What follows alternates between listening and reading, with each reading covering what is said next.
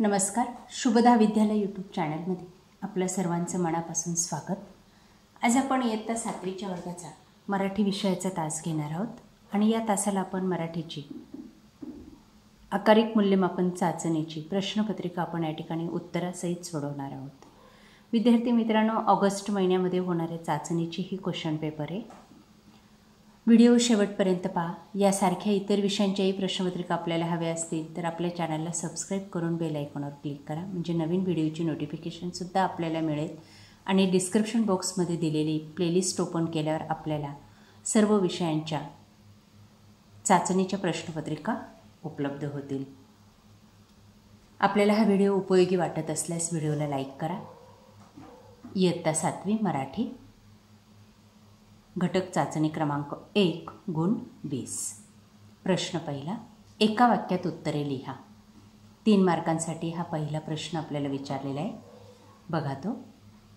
साखर शाळा कोणत्या मुलांसाठी असते? उत्तर आहे साखर शाळा ऊस तोडणी करणाऱ्या मजुरांच्या मुलांसाठी असते. 2. मानवाने भांडी कशापासून बनविली? उत्तर मानवाने भांडी दगड, लाकूड, चामडे, लोखंड, तांबे इत्यादी घटकांपासून बनवली. 3.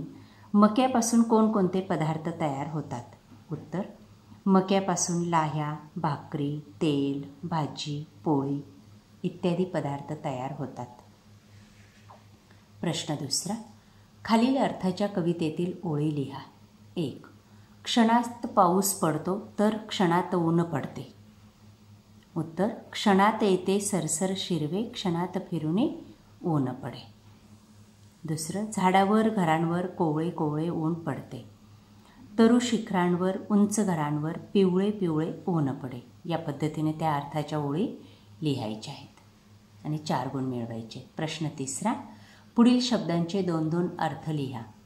हार, त्याचा पहिला अर्थ आहे माळ आणि पराजय.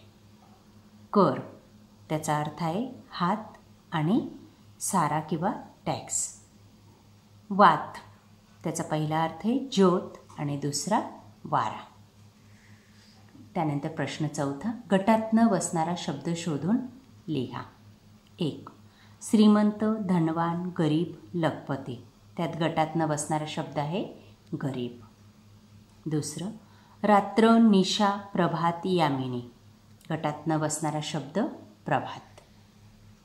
त्यानंतर प्रश्न 5वा, सूचनेनुसार उत्तरे लिहा. 1. विरुद्धार्थी शब्द. मृत्यू, जन्म, स्थिर, अस्थिर. समानार्थी शब्द लिहा. पावा, बासरी, गोप, गुराखी. वचन बदला.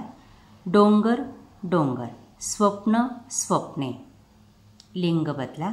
मित्र, मैत्रीण, ताई, दादा. त्यानंतर पुढचा प्रश्न 6वा शेवटचा प्रश्न, पुढील क्रियाविशेषण अवयवांची 2-2 उदाहरणे लिहा. कालवाचक क्रियाविशेषण अवयव आज आणि उद्या.